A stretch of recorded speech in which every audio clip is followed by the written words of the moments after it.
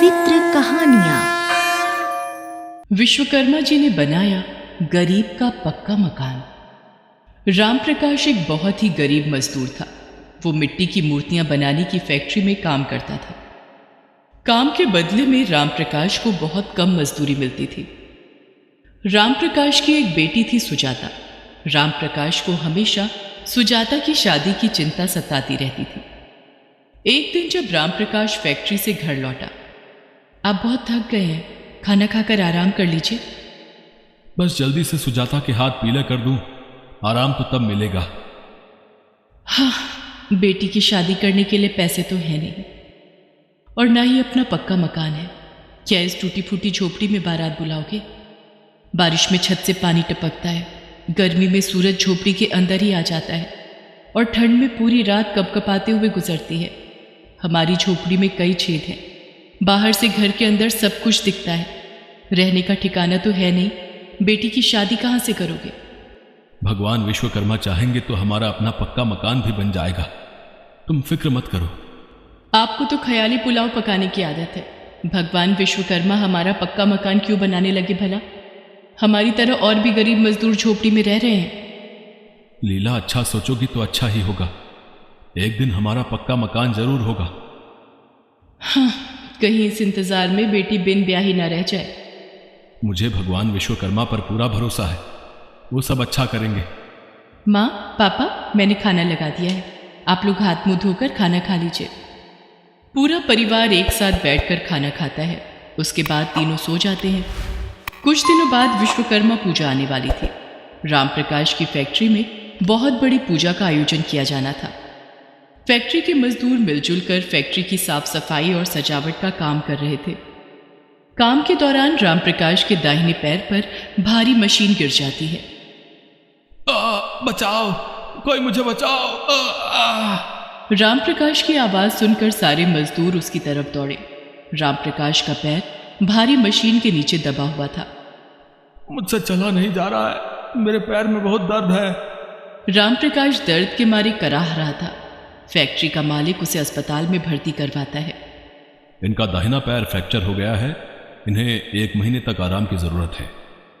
विश्वकर्मा पूजा में मैं शामिल नहीं हो पाऊंगा, ये सोचकर राम प्रकाश बहुत दुखी था। वो घर पर बैठा बैठा सोच रहा था कि कैसे भगवान विश्वकर्मा की पूजा करूं। तभी उसके मन में एक ख्याल आया कि क्यों ना वो अपनी झोपड़ी में ही भगवान विश्वकर्मा की पूजा करे। भगवान विश्वकर्मा की मूर्ति खरीदने के लिए उसके पास पैसे नहीं थे। सारा दिन घर में बैठा रहता हूं, क्यों ना अपने हाथों से भगवान विश्वकर्मा की मूर्ति बना लूं। राम प्रकाश अपनी बेटी सुजाता से मूर्ति बनाने के लिए मिट्टी और कुछ सामान मंगवाता है। राम प्रकाश घर के बाहर बैठकर भगवान विश्वकर्मा की मूर्ति बनाता है। तभी पंडित जी वहां आते हैं।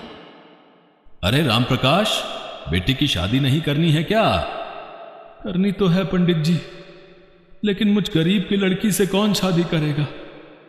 सुजाता के लिए एक बहुत अच्छा रिश्ता लाया हूं, तुम देख लो। पैसे वाले लोग हैं, बेटी राज करेगी। पंडित जी, अभी तो मैं कहीं आना जाना नहीं कर सकता। मैं लड़के वालों को कल तुम्हारे घर भेज देता हूं। अब कल नहीं पंडित जी, जरा रुक जाते तो। अगर उन लोगों ने रिश्ता कहीं और कर लिया तो फिर मत कहना कि मैंने बताया नहीं। ठीक है, आप उन्हें कल भेज देना।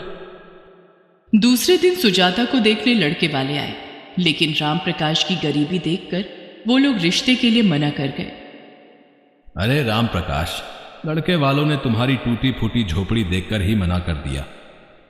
अगर बेटी की शादी करनी है तो एक पक्का मकान तो बना लो, और अगर शादी नहीं करनी है तो फिर और बात है। मेरा काम था बताना, मैं तो चला भाई। पंडित जी की बात सुनकर सुजाता मायूस हो जाती है। सुजाता का उदास चेहरा देखकर राम प्रकाश भी दुखी हो जाता है। वो भगवान विश्वकर्मा को मन ही मन याद करता है। हे भगवान विश्वकर्मा, क्या पक्के मकान की वजह से मेरी बेटी की शादी नहीं होगी? विश्वकर्मा भगवान को याद करके राम प्रकाश उनकी मूर्ति बनाने के काम में फिर से लग जाता है। मूर्ति बनकर तैयार थी। अरे लीला, देखो तो कितनी सुंदर मूर्ति बनी है। हाँ, वाकई बहुत सुंदर मूर्ति है।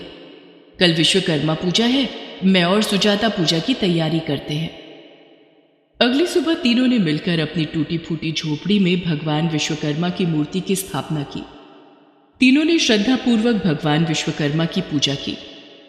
ओम जय श्री विश्वकर्मा, प्रभु जय श्री विश्वकर्मा, सकत सृष्टि के कर्ता, रक्षक श्रुति धर्मा। ओम जय श्री विश्वकर्मा। राम प्रकाश सिर झुकाकर हाथ जोड़कर विश्वकर्मा भगवान से विनती करता है। हे प्रभु, हमारे सिर पर भी अपना हाथ रख दो। तुम्हारे सिवा हमारा इस जगत में कोई नहीं है, तुम्हारा ही आसरा है प्रभु। तीनों विश्वकर्मा भगवान से विनती करते हैं और आशीर्वाद मांगते हैं। पूजा अर्चना करने के बाद, लीला, कल विश्वकर्मा भगवान की मूर्ति का विसर्जन है, मैं तो नहीं जा सकूंगा।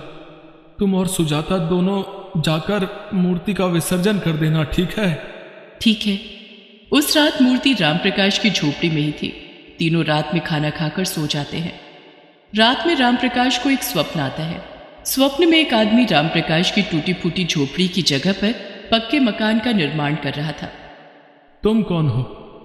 मैं भगवान विश्वकर्मा हूं और मैं तुम्हारे लिए पक्का मकान बना रहा हूं। इतना कहते ही भगवान विश्वकर्मा अपने असली रूप में आ जाते हैं। राम प्रकाश, मैं तुम्हारा पक्का मकान का सपना पूरा करने आया हूं। मैं खुद तुम्हारे लिए पक्का मकान बनाऊंगा, जिसके बाद तुम अपनी बेटी की शादी कर सकोगे। सपना खत्म होते ही राम प्रकाश की नींद टूट जाती है। राम प्रकाश लीला को जगाता है। क्या बात है, आधी रात को नींद खराब कर रहे हो? राम प्रकाश लीला को अपने सपने के बारे में बताता है। पागल हो गए हो क्या? क्या भगवान खुद हमारा मकान बनाएंगे? कहाँ है विश्वकर्मा भगवान? अगर वो हमारा पक्का मकान बनाएंगे तो उन्हें हमारे सामने आना पड़ेगा। जब विश्वकर्मा भगवान ने खुद मुझसे ऐसा कहा है तो जरूर हमारा पक्का मकान बनाएंगे। घर बैठे बैठे तुम्हारा दिमाग खराब हो गया है, सो जाओ। ऐसा कहकर लीला सो जाती है। राम प्रकाश को भी नींद आ जाती है। लेकिन अगली सुबह जब तीनों की नींद खुलती है तो वहां उनकी झोपड़ी नहीं थी और वो जिस मकान में सो रहे थे वो एक पक्का मकान था। बापू, हमारी झोपड़ी कहाँ गई? हम कहाँ आ गए हैं? यह हमारी ही झोपड़ी है जो पक्का मकान बन गई है। एक ही रात में ये कैसे हो सकता है? ये तो चमत्कार हो गया। मैंने तुमसे कहा था ना कि विश्वकर्मा भगवान खुद हमारा घर बनाएंगे। एक रात में ऐसा चमत्कार सिर्फ विश्वकर्मा भगवान ही कर सकते हैं। उन्होंने ही एक रात में हमारा पक्का मकान बनाया है। राम प्रकाश की खुशी का ठिकाना न था। वो अपनी बैसाखी के सहारे लंगड़ाते हुए विश्वकर्मा भगवान की मूर्ति के पास पहुंचा और बोला, मुझ गरीब पर दया करने के लिए आपका बहुत बहुत धन्यवाद प्रभु। आपकी महिमा अपार है। और तीनों भगवान विश्वकर्मा की मूर्ति के सामने सिर झुकाकर प्रणाम करते हैं। लीला और सुजाता दोनों मिलकर भगवान विश्वकर्मा की मूर्ति का विसर्जन करते हैं। लीला की आंखों में आंसू आ जाते हैं। मुझे माफ कर देना प्रभु, मैंने आप पर भरोसा नहीं किया। कुछ ही दिनों के बाद सुजाता के लिए एक बहुत ही अच्छे घर से रिश्ता आता है और सुजाता की शादी हो जाती है। हमारा पक्का मकान भगवान विश्वकर्मा का दिया हुआ प्रसाद है। घर बनते ही सुजाता की शादी हो गई। हाँ लीला, भगवान विश्वकर्मा ने खुद हमारा पक्का मकान बनाया है, वरना हम अभी भी उस टूटी फूटी झोपड़ी में रह रहे होते। दोनों पति पत्नी हाथ जोड़कर विश्वकर्मा भगवान को याद करते हैं। ओम जय श्री विश्वकर्मा, प्रभु जय श्री विश्वकर्मा, सकत सृष्टि के कर्ता, रक्षक श्रुति धर्मा। ओम जय श्री विश्वकर्मा। जय हो विश्वकर्मा भगवान की।